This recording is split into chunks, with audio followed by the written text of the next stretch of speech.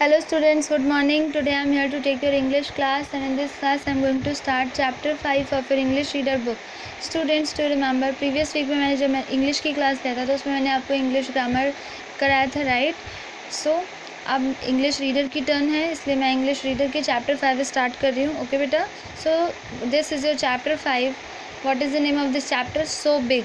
Okay बेटा, this is a poem. ठीक है, सो इस पोएम के पोएट कौन है, आइए पढ़ते हैं. इस पोएम के पोएट हैं Max फैकिन.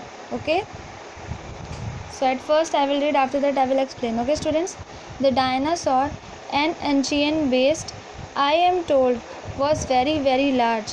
His eyes were as billiard balls, his stomach a garage. He had a huge and humping back, a neck as long as Friday.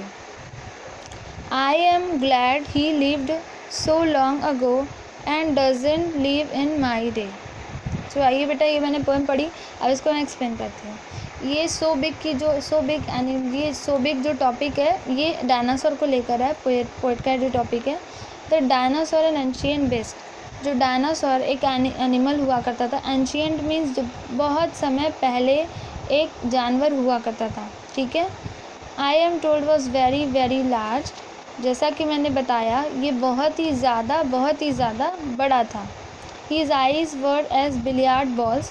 Billiard एक गेम होता है बेटा, जो ये रेक्टेंगुलर टेबल होती है और एक स्टिक के थ्रू बॉल को हिट किया जाता है ताकि वो होल्स के अंदर चला जाए.